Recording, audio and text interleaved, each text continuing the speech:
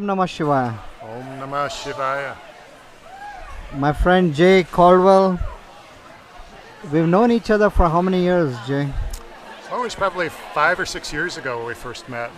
And you're from rural Wisconsin? Yes, Wausau, Wisconsin. Yes. And you're a owner of a yoga studio. Yes, Five Koshas Yoga. Yes. Five Koshas Yoga. Yes.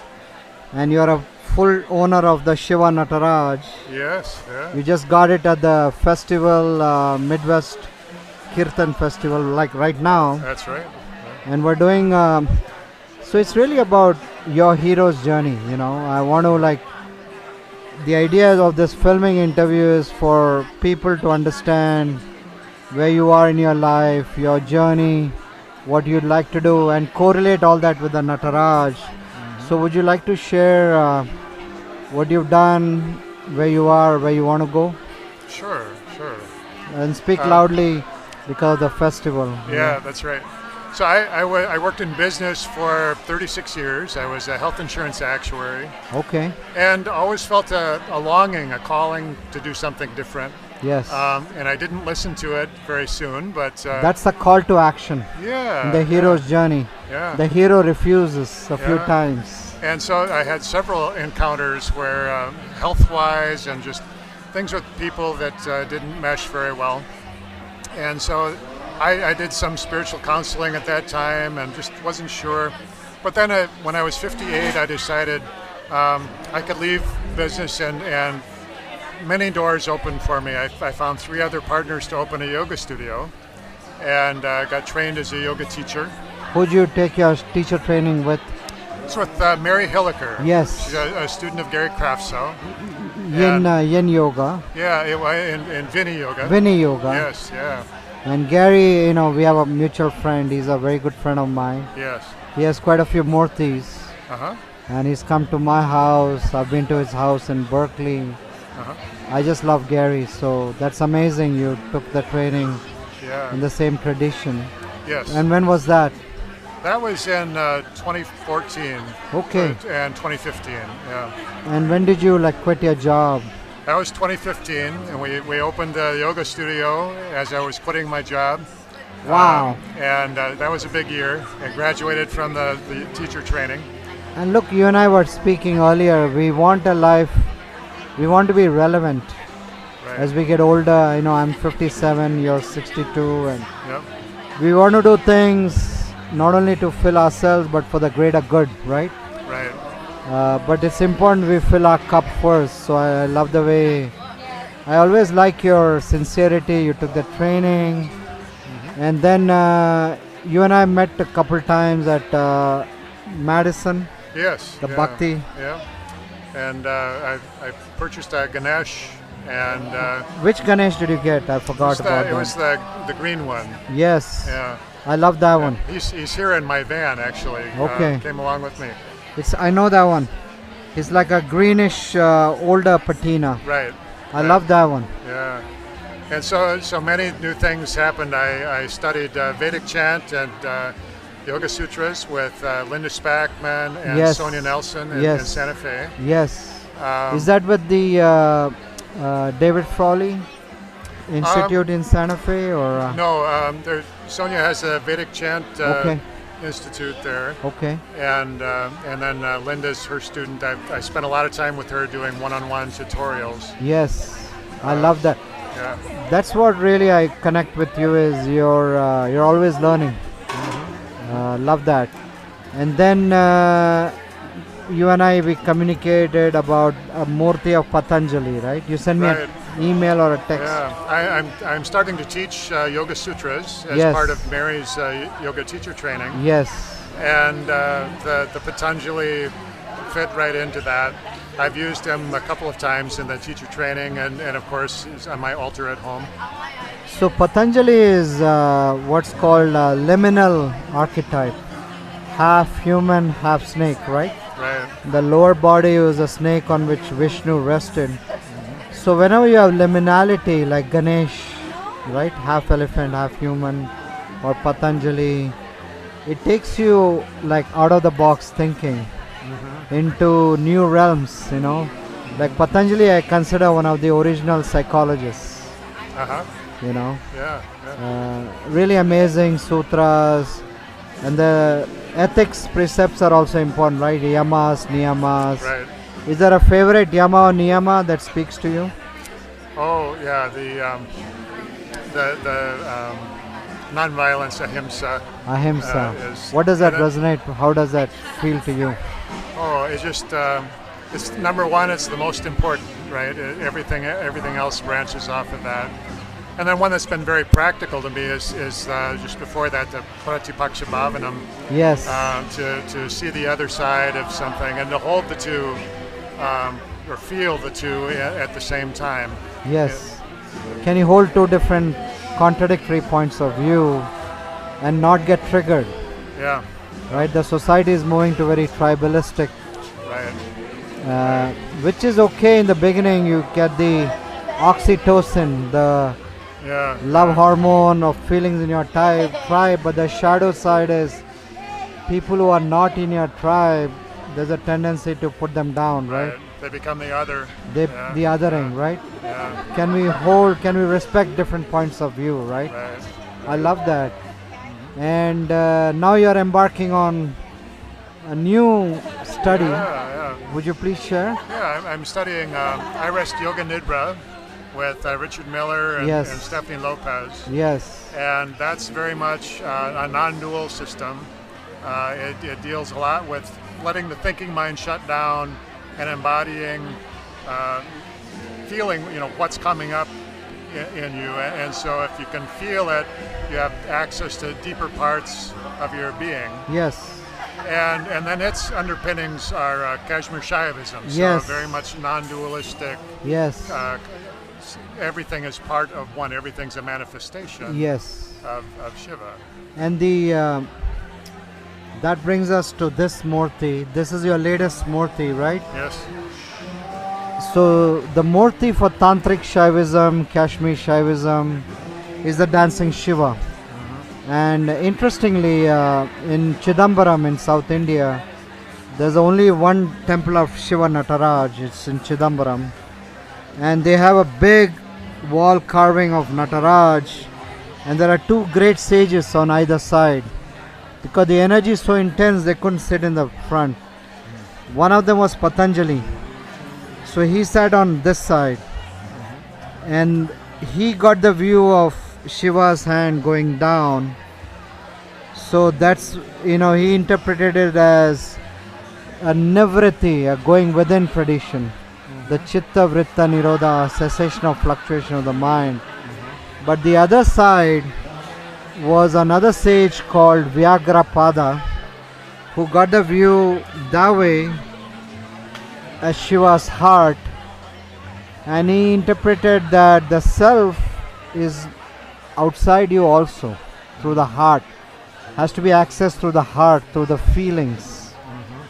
And he is Vyagrapada married Upamanyu's daughter, who was the father of Tantric Shaivism. So you have the inward path, you have the outward path where everything is the manifestation of you, the self, all coming from one dance. So it's not happenstance that you got the Patanjali and Shiva Murti. So a quick teaching on the Murti is it's really about ongoing transformation. So the circle is the world we create. So you're creating something new with your studies, with your teaching. You want to pass this to your students in the studio, and you're learning yourself. So you're always in motion. So the Sanskrit word for Jagat is that changes the world. So we all create our world, right? When you wake up in the morning, you reboot your body, mind, but you reboot the world. Each of us creates our own world, right? But then the creation comes from this flame he holds. Is you have to step outside your comfort zone to really create, right? Learn something new. So that's the flame. It's the fire in your belly you need to transform. But then there's also sustenance. It can be like a flaky creation du jour, where you just take a weekend course, right? Right. In psychology, it's called Dunning-Kruger, where people just take a weekend course and they think they're the expert, right? The opposite of knowledge is not ignorance. The opposite of knowledge is the illusion you have knowledge. Uh-huh. So people take a course on the Bhagavad Gita and they think they can teach that, Yeah. It devalues experts who have spent like years and years, because this has to like sustain within. Right. That sustaining within is the drum Shiva holds. It's the always moving. It's called Damaru. But then part of your journey is also dealing with your subconscious old patterns, right? That can hold you back. So our mind is about 88% of the subconscious that can hold us back, prevent us from going and learning something new. And also, quite frankly, people in our lives who are resistant perhaps to change. So the people in our life and the subconscious patterning is represented by this figure at the bottom called Apasmara. And interestingly in Ayurveda, Apasmara is epilepsy. It's like you get paralyzed. Oh. You get like a deer in the headlights, you get stuck. Uh-huh. You kinda, instead of life being a fresh gushing river, you're stuck in a cesspool. I've been there. Me too. And it comes with depression. Yeah. That cesspool on the side where like, we feel stuck, Yeah. right? Yeah. So what does Shiva do? Can you explain when you look at this, what's he doing here? This is the stuff that doesn't serve you, so what's he doing here? That's his. That's where he's standing. He's Yes. standing on what doesn't serve him. So he's like making a conscious effort. He steps on his butt, right? Right. But remember, this is always there. Yeah.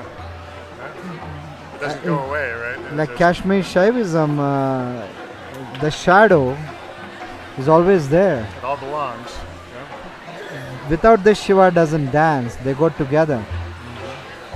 So that's the dichotomy, right? Right. Can you accept both points of view? But then, okay, so Shiva is always stepping on it, the stuff that doesn't serve us. But how would you normally feel when you're embarking on a major transformation? How would you normally feel? Oh, a combination of all sorts of things. Anticipation and excitement, but Yes. also concern. Is this the right direction, or Yes, am I going to be able to do it? yes, Will I focus enough? yes. And perhaps self-sabotage. Yeah. I've been there. Yeah. When something good's going to happen, there's self-sabotage. Maybe I'm not worthy. Yeah. Uncertainty, anxiety. Yeah. It's really coming from our ego, right? Our ego wants predictability, certainty, Right. whereas Wants to stay in charge. we want to stay in charge, right? Whereas there's a U2 song called Troubles where it says there's someone else in control all the time, right? So what Shiva does is show this gesture. This in Latin is called amor fati, which means let it go, surrender. The hand, like Jesus used to wash his disciples' feet, there's something about pointing to the feet. He says let it go.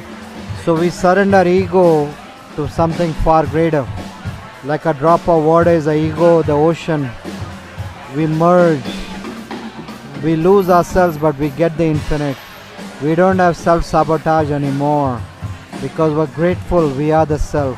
That's a gratitude practice. It's big to prevent all this doubt. This is gratitude. Bhakti is gratitude. When you truly let go, with the other hand, it does this, right? This means abhaya, fearlessness. You start to be more and more certain, not in an egotistic way, because you know yourself, you know your dharma. Your dharma is to serve the greater good. And part of Kashmir Shaivism is also how do you deal with the desires, right? And in Patanjali Yoga, often desires are kind of looked down upon. We shouldn't have desires. Whereas in this tradition, desires are like the cobras wrapped around Shiva.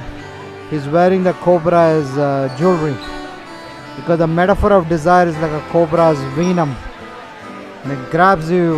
It's there, right? Yeah. But Shiva is now dancing with the cobras, also dancing. So it's really the joy of embodiment. Yeah. A body and mind is not like negative to be in control, it's to be in the flow state, right? So the cobra is dangerous, Yes. but there's a confidence that you're master of yourself, Yes. and not the master of the cobra. Yes. Or- And don't allow the cobra to manipulate you, the desires. You can be the master. I love that. yeah. But then he takes it a step further, just like the cobra sheds its skin, symbolizing transformation. You can take these desires uh, and transmute it for Kundalini. You know, the undulating Kundalini, Uh-huh. right? To awaken, to feel the freshness, the rasa, the exquisiteness, the aliveness. There's something alive in creation. That's the dancing Shiva. The same dancing Shiva is in every cell of a body. It's in every Higgs boson. The Higgs boson that lends mass to the universe is the dancing Shiva. So the CERN super collider where they discovered the Higgs boson, the guy Peter Higgs wins a Nobel Prize. There was 6-foot statue of dancing Shiva Really? in Switzerland. Wow. Because this is really aliveness. Yeah. This is what lends everything life. Yeah. And you got to tune with that. You got to be in the flow. You got to be in resonance with that to feel the aliveness. So when you chant the mantra Om Namah Shivaya in your mind, when you meditate, Om is the oneness, Namah Shivaya. There are 5 syllables called Panchakshara. It represents the 5 koshas, Pancha koshas, which is really a 5 sheets. So we go from oneness to our individual body and mind. The 5 koshas, right? Annamaya kosha, Pranamaya kosha, Manomaya kosha, Vijnanamaya kosha, Anandamaya kosha, the 5 sheets. And synchronistically, that's the name of your studio. Yes. May I ask why you named that one that way? It came out of the teachings that Mary was going through with us, and we were originally going to do a cooperative. We're going to call it Kosha Cooperative. Oh, that's cool. But then people thought it was a place where you got Jewish yoga or something, and so That's true. Kosher. Yeah, it sounded like kosher. Yeah. And then one of our partners, Andrew, came up with the idea. Well, we'll call it 5 koshas. That's pretty deep. I mean, that yeah. comes from Taittiriya Upanishad, Yes. Yeah. the 5 koshas. Wow, that's So, and we wanted to name it that because we serve the whole person. So it's not just calisthenics yoga. say that again. We serve the whole person.